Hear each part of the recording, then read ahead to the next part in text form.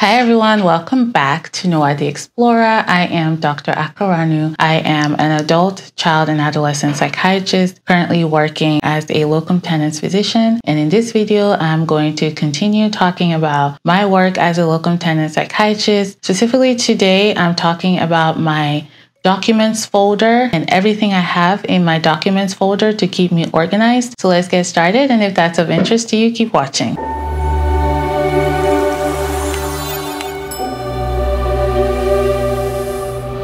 Starting off, I think this folder is called like work, companies, hospitals, etc. That's literally what I called it. And it has every document that I could possibly ever need for a Locum Tenens company or hospital or wherever they, like if a hospital asks me for a document, since I started doing this work, I go ahead and I put it in this folder because I know they're not the only person that's going to ask me for this document, so I need to save it. So I started this folder because I was on the Facebook group, the Physicians Only Locum Tenens Interest Group. And on that Facebook group, Dr. Erin Morgenstein, I hope I'm pronouncing that correctly, created this website called FlexMed Staff. And on FlexMed Staff, you have different resources for physicians to contract independently with hospitals and facilities. So the website is called flexmedstaff.com. I'll put that on the screen. So I recommend, if you're interested in Locum Tenens work, join the physician Facebook group and also join FlexMed Staff because you will get a lot of resources on that webpage. Okay, back to my documents folder. I have a folder for each hospital I've ever worked at, and that includes my residency and my fellowship. So there are folders for every hospital I've ever worked at. I have a folder for every locums company I've ever talked to. So each locums company that sent me documents or things to fill out or things to review, I may or may not have signed on with them, but I have a folder for them. I have my transcript. What is this? Okay, so I have my transcript from medical school.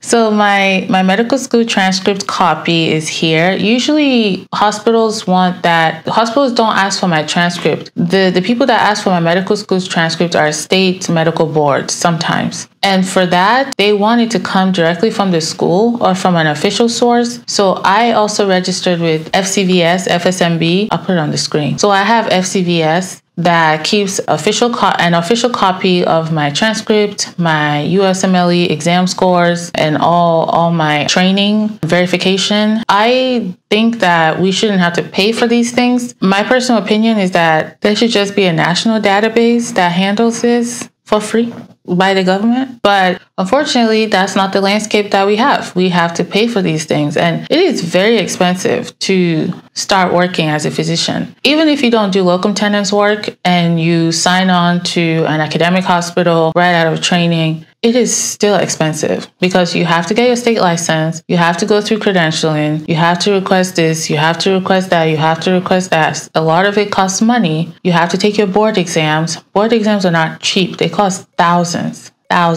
Okay? That is not chump change. And so unfortunately, when I first started this work, I maxed out my credit card. I think my credit card had a $5,000 limit, maxed it out. Because the money that they pay you as a resident fellow, you're living paycheck to paycheck. There's nothing left over. And even if there is, there was so many expenses in the beginning, getting multiple state licenses, credentialing, doing this and that. You ultimately have to maintain that license. You as the physician have to maintain that license. You have to know what continuing medical education, CMEs that you need to maintain that license. So you need to be on top of that. So I do those myself. That's me. All those official documents, you can get FCVS and start early and they'll collect it for you and store it. And every time you need them to send it somewhere, they charge you again. So they charge you to collect and store the document. And every time you tell them, hey, can you send my official transcript and official documents, and they charge you again. Okay, so that's it for transcript. I have several malpractice certificates of insurance. So when you have malpractice insurance, whether you buy it yourself or the company pays for it or the hospital pays for it, they should give you a COI, which is the certificate of insurance. That's proof that you have malpractice coverage, how long you had it, what what type of coverage it was. So you should have that for every job or everywhere you work at. So please keep a copy of those, because you might have to reach back to the company and ask for a claims run, because each job you work at will reach back to your former job and say, did anything go wrong? So a claims run or a reference or whatever, like they always go back and ask. So you want to keep your certificate of insurance so that you can tell the hospital, hey, this is who my malpractice insurer was. Feel free to send a request for a claims run to make sure that I don't have any malpractice, or if you do have malpractice, to explain what happened.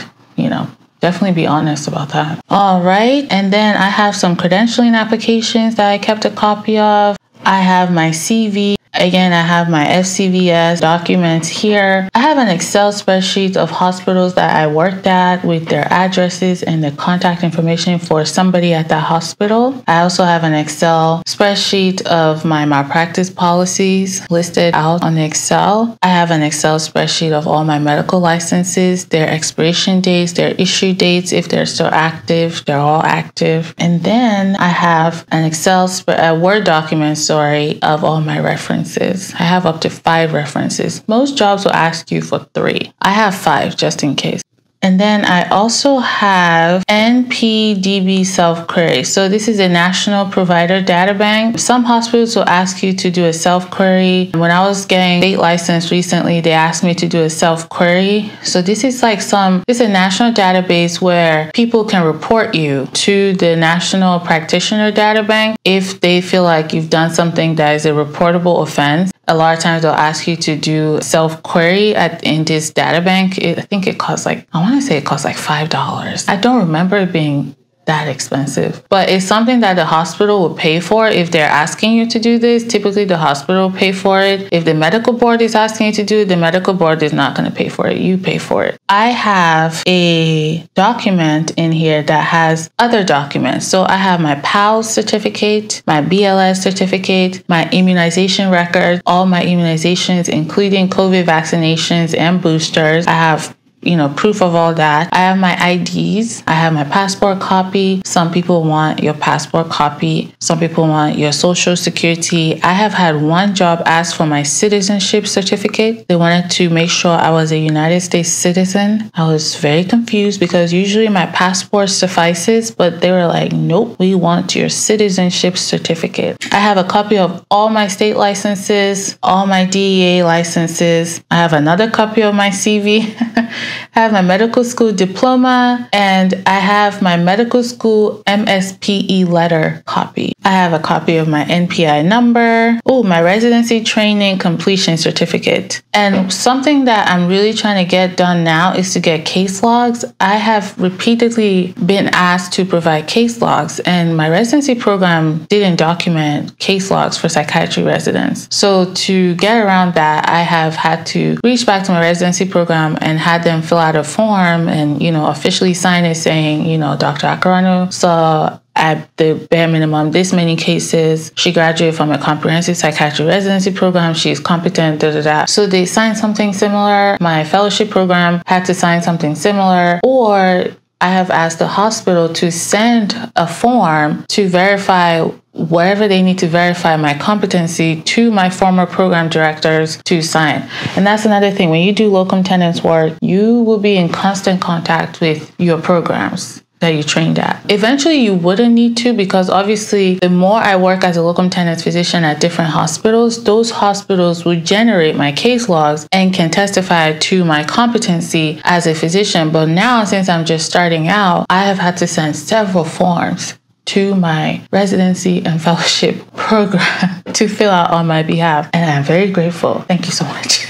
Because it is a lot of forms. I feel like every month I send some form to my program director to fill out. It is so many forms. Either the state licensing board, right, for yet another state license, or the hospitals that I'm interviewing at, or they're always sending forms to my program directors. There are things that I still haven't done, especially when it comes to my taxes. My CPA is asking me to do a lot of stuff to get ready for my taxes to file in 2024 for 2023. My taxes have gotten significantly more complicated. I am very behind on that, but I'm hoping to get all of that done by December so that when it comes time to file taxes in March, April, My CPA she's good to go. They're good to go and they have what they need, but I have just not been able to get around to reconciling my bookkeeping of what is a business expense that I need to deduct and how much I need to pay in quarterly taxes and all of that stuff. I will be getting that done before taxes are due for the next quarterly tax in December. The whole point of me doing this is really to just let you all know, just be organized. Just keep everything in one folder, start gathering documents. If you have to provide it one time,